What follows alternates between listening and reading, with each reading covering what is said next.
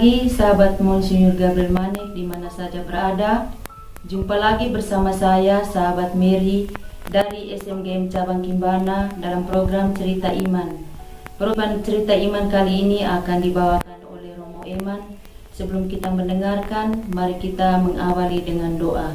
Dalam nama Bapa dan Putra dan Roh Kudus, amin. Allah Bapa yang Maha Baik, kami bersyukur dan terima kasih kepadamu atas segala rahmat, berkat, cintamu yang kami alami dalam diri kami, dalam kehidupan kami dari hari ke hari, sehingga sampai dengan saat ini kami semua masih dalam keadaan sehat. Tuhan, sebentar lagi kami akan mendengarkan cerita iman dari Romo Eman. Semoga Engkau boleh mengutus Roh Kudus-Mu untuk menerangi hati dan budi kami semua, agar kami dapat mendengarkannya dengan penuh hikmat yang berguna untuk perkembangan iman kami. Nama-Mu kami puji kini dan sepanjang segala masa. Amin. Dalam nama Bapa dan Putra dan Roh Kudus. Amin.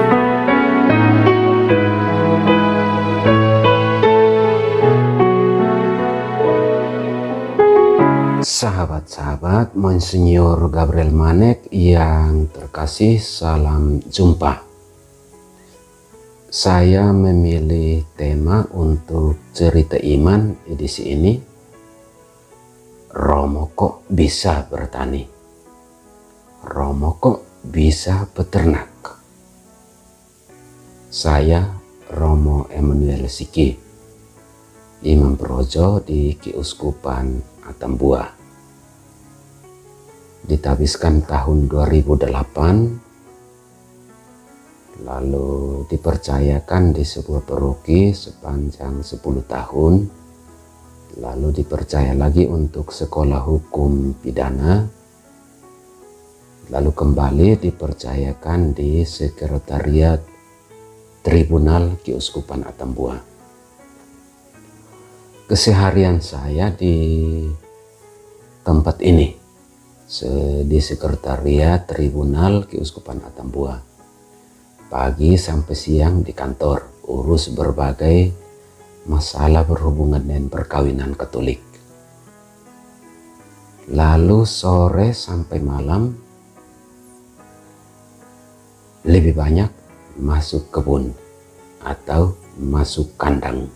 Ya, kadang-kadang olahraga, ambil sepeda atau jalan-jalan sambil mencari keringat. Tapi lebih banyak di kebun atau di kandang. Banyak orang yang melihat hal itu bertanya, Romo kok bisa? Kadang penampilan lebih petani daripada seorang petani, atau lebih peternak daripada seorang peternak.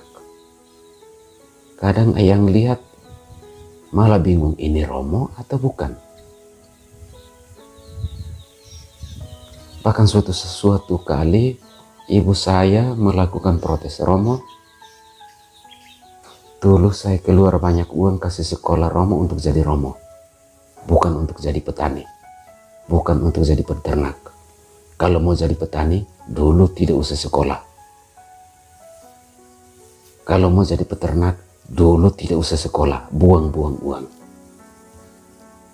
Ada sahabat-sahabat juga yang sering datang berkunjung melakukan protes atau komentar yang sama. Romo kok bisa? Sudah Romo, malah bertani lagi. Komentar-komentar itu sesungguhnya kadang menjadi motivasi yang membuat saya untuk terus mewujudkan apa yang saya kerjakan. Tetapi kadang membuat hampir putus asa. Ya, untuk apa juga bertani? Untuk apa juga peternak? Tetapi kemudian saya teringat akan nasihat Santo Yakobus, yang tidak kerja, jangan dikasih makan. Yang pemalas, lepas dia lapar.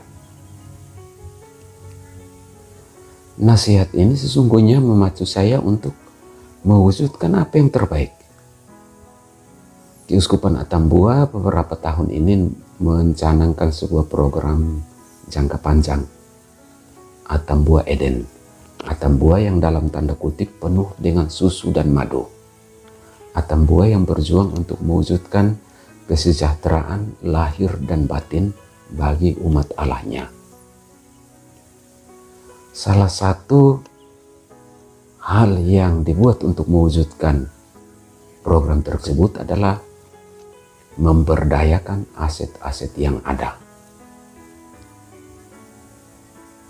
Ketika saya mulai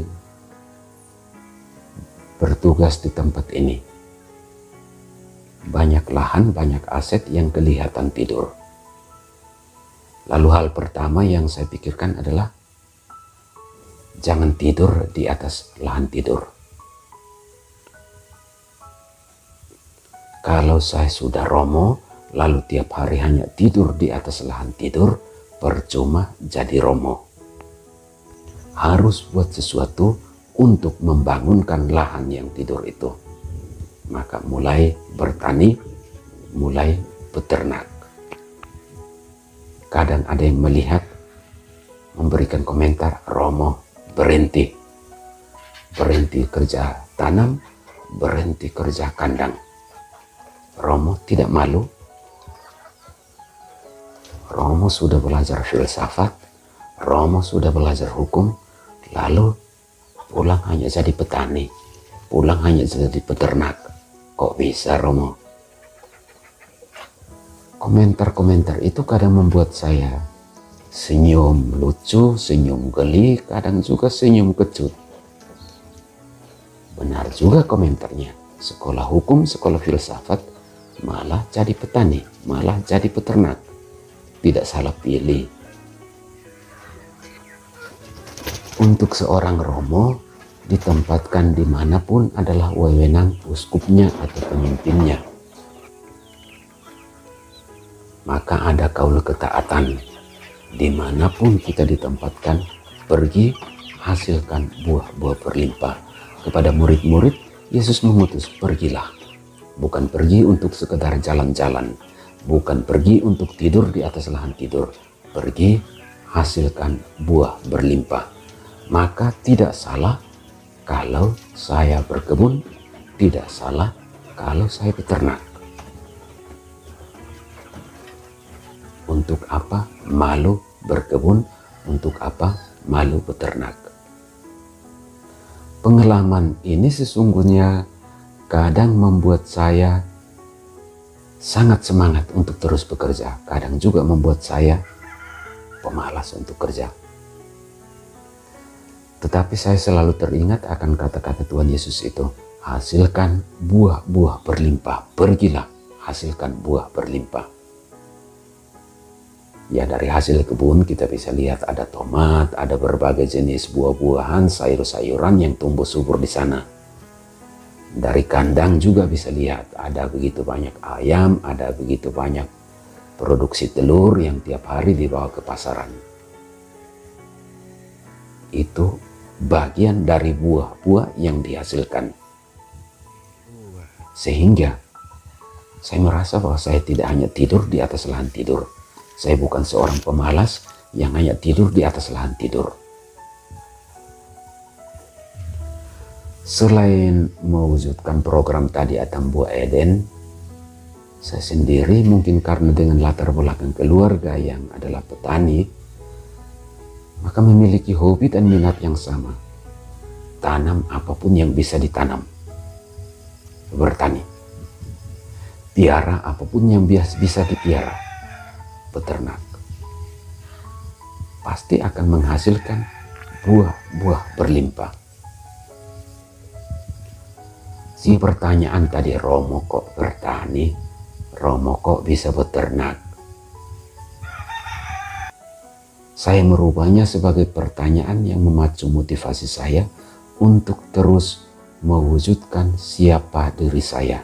Kerja untuk, bukan sekedar untuk mengisi waktu, bukan sekedar untuk membangun hobi, tetapi mengekspresikan siapa diri kita di hadapan Tuhan, siapa diri kita di hadapan sesama, dan siapa diri kita di hadapan diri sendiri. Tidur di atas lahan tidur, adalah orang yang tidak tahu diri. Tidur di atas lahan tidur ada pemalas. Itu prinsip yang saya anut. Karena itu kadang orang yang melihat saya di kebun tidak kenal ini Romo atau Pak Tani. Kadang orang yang melihat saya di kandang tidak juga kenal ini Romo atau peternak. Dari cerita ini, sahabat-sahabat yang terkasih, ceritanya sederhana. Saya ingin mengajak sahabat-sahabat semua, jangan takut kotor untuk menghasilkan hasil yang bersih. Lebih baik malu makan hasil kotor dengan tangan bersih karena curi. Jangan malu tangan kotor untuk menghasilkan hasil yang bersih. Yang kedua, jangan tidur di atas lahan tidur. Kita dipanggil untuk mengelola dunia, mendatangkan kesejahteraan jiwa dan raga untuk kita, untuk orang-orang di sekitar. Jangan tidur di atas lahan tidur. Buat sesuatu secara kreatif untuk mengungkapkan siapa diri kita. Dan yang terakhir, cerita tadi mengajak kita sekalian untuk terus bergiat, terus mengekspresikan yang terbaik bagi Tuhan, yang terbaik bagi dunia, bagi lingkungan, dan yang terbaik untuk kehidupan kita. Jangan malu untuk bertani, jangan malu untuk beternak. Terus semangat, dimanapun kita ditempatkan, buat sesuatu yang berguna. Jangan pilih-pilih tempat pelayanan.